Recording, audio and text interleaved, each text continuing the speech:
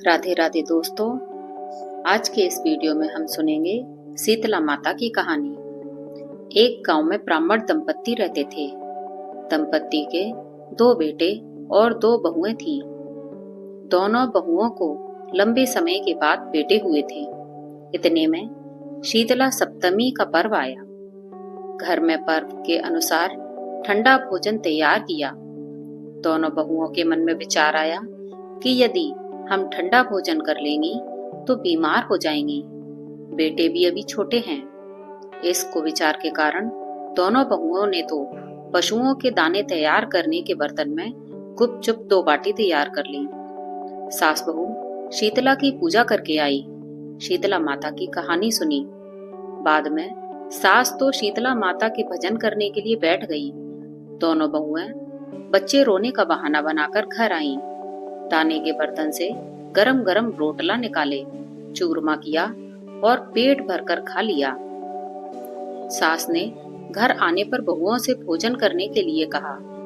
बहुएं ठंडा भोजन करने का दिखावा करके घर के काम में लग गईं। सास ने कहा, बच्चे कब के सोए हुए हैं, उन्हें जगाकर भोजन करा लो। बहुएं जैसे ही अपने अपने बेटों को जगाने गईं, तो उन्होंने उन्हें मृत पाया। ऐसा बहुओं की करतूतों के फलस्वरूप शीतला माता के प्रकोप से हुआ था। बहुएं विवश हो गईं। सास ने घटना जानी तो बहुओं से झगड़ने लगी। सास बोली कि तुम दोनों ने अपने बेटों की बदौलत शीतला माता की अवहेलना की है, इसलिए अपने घर से निकल जाओ और बेटों को जिंदा स्वस्थ लेकर ही घर में पैर रखना। अपने मृत बेटों को टोकरे में सुलाकर दोनों बहुएं घर से निकल पड़ी। जाते जाते रास्ते में एक जीर्ण वृक्ष आया। यह खेजड़ी का वृक्ष था। इसके नीचे ओरी शीतला दोनों बहनें बैठी थीं। दोनों के बालों में विपुल प्रमाण में जूं थी। बहुओं ने थकान का अनुभव भी किया था। दोनों बहुएं ओरी और शीतला के पास आकर बैठ गईं। उन दोनों ने शीतला ओरी के बालों से खूब सारी जूं निकाली। जुओं का नाश होने से ओरी और शीतला ने अपने मस्तक में शीतलता का अनुभव किया। कहा, तुम दोनों ने हमारे मस्तक को शीतल ठंडा किया है, वैसे ही तुम्हें पेट की शांति मिले। दोनों बहुएं एक साथ बोली कि पेट का दिया हुआ ही लेकर हम मारी मारी भटकती हैं, परंतु शीतला माता के दर्शन नहीं हुए। शीतला माता ने कहा कि तुम दोनों पापिनी हो, दुष्ट हो, दुर्चारिणी हो। तुम्हारा तो मुंह देखने भी योग्य नहीं है। शीतला सप्तमी के दिन ठंडा भोजन करने के बदले तुम दोनों ने गर्म भोजन कर लिया था। यह सुनते ही बहुओं ने शीतला माता जी को पहचान लिया। देवरानी जेठानी ने दोनों माताओं का वंदन किया। गिड़गिड़ाते हुए कहा कि हम तो भोली भाली हैं, अनजाने में गर्म खाना खा लिया था। आपके प्रभाव को हम जानती नहीं थी। आप हम दोनों को क्षमा करें। पुनः ऐसा दुष्कृत्य हम कभी नहीं करेंगी। उनके पश्चाताप भरे वचनों को सुनकर दोनों माताएं प्रसन्न हुईं। शीतला माता ने मृतक बालकों को जीवित कर दिया। बहुएं तब बच्चों के साथ आनंद से पुनः गांव लौट आईं। गांव के लोगों ने जाना कि दोनों बहुओं को शीतला माता के साक्षात दर्शन हुए थे। दोनों का धूमधाम से स्वागत करके गांव में प्रवेश करवाया गया। बहुओं ने कहा, हम गांव में शीतला माता के मंदिर का निर्माण करवाएंगे। चैत्र महीने में शीतला सप्तमी के दिन मात्र ठंडा खाना ही खाएंगी। शीतला माता ने बहुओं पर जैसे अपनी दृष्टि की वैसी कृपा सब पर करें। श्री शीतला माता सदा हमें शांति, शीतलता तथा आरोग्य दें। शीतले त्वं जगन्माता, शीतले त्वं जगत्पिता, शीतले त्वं जगद्धात्री, शीतलाय नमो नमः। बोलो श्री शीतला माता की जय। अब हम सुनेंगे शीतला माता की दूसरी कहानी। एक बार शीतला माता ने सोचा कि चलो आज देखूं कि धरती पर मेरी पूजा कौन करता है, कौन मुझे मानता है। यही सोचकर शीतला माता धरती पर राजस्थान के डूंगरी गांव में आई और देखा कि इस गांव में मेरा मंदिर नहीं है और ना ही मेरी पूजा होती है। माता शीतला गांव की गलियों में घूम रही थी। तभी एक मकान के ऊपर से किसी ने चावल का उबला पानी माड़ नीचे फेंका। वह उबलता पानी शीतला माता के ऊपर गिरा, जिससे शीतला माता के शरीर में फफोले छाले पड़ गए। शीतला माता के पूरे शरीर में जलन होने लगी। शीतला माता गांव में इधर उधर भाग भाग के चिल्लाने लगी, अरे मैं जल गई, मेरा शरीर तप रहा है, जल रहा है, कोई मेरी सहायता करो। लेकिन उस गांव में किसी ने शीतला माता की सहायता नहीं की। वहीं अपने घर के बाहर एक कुम्हारन महिला बैठी थी। उस कुम्हारन ने देखा कि अरे यह बूढ़ी माई तो बहुत जल गई है, इसके पूरे शरीर में तपन है, इसके पूरे शरीर में फफोले पड़ गए हैं, यह तपन सहन नहीं कर पा रही है।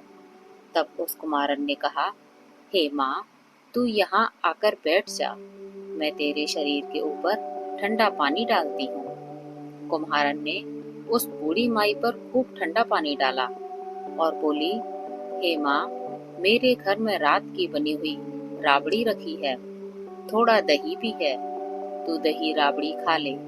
जब बूढ़ी माई ने ठंडे ज्वार के आटे की राबड़ी और दही खाया तो उसके शरीर में ठंडक मिली। तब उस कुम्हारन ने कहा, आ माँ बैठ जा, तेरे सिर के बाल बहुत बिखरे हैं, ला मैं तेरी चोटी गूंथ देती हूँ। और कुम्हारन माई की चोटी गूंथने हेतु कंघी बालों में करती रही। अचानक कुम्हारन की नजर उस बूढ़ी माई के सिर के पीछे पड़ी तो कुम्हारन ने देखा कि एक आंख बालों के अंदर छुपी है। यह देखकर वह कुम्हारन डर के मारे घबराकर भागने लगी। तभी उस बूढ़ी माई ने कहा, रुक जा बेटी, तू डर मत, मैं कोई भूत प्रेत नहीं हूँ, मैं शीतला देवी हूँ। मैं तो इस धरती पर देखने आई थी कि मुझे कौन मानता है, कौन मेरी पूजा करता है। इतना कहकर माता चार भुजा वाली हीरे जवाहरात के आभूषण पहने, सिर पर स्वर्ण मुकुट धारण किए अपने असली रूप में प्रकट हो गईं। माता के दर्शन कर कुम्हारन सोचने लगी कि अब मैं गरीब इन माता को कहाँ बिठाऊं। तब माता बोली, हे बेटी, तुम किस सोच में पड़ गई। तब उस कुम्हारन ने हाथ जोड़कर आंखों में आंसू बहते हुए कहा, हे माँ, मेरे घर में तो चारों तरफ दरिद्रता बिखरी हुई है, मैं आपको कहाँ बिठाऊं। मेरे घर में ना तो चौकी है, ना बैठने का आसन है।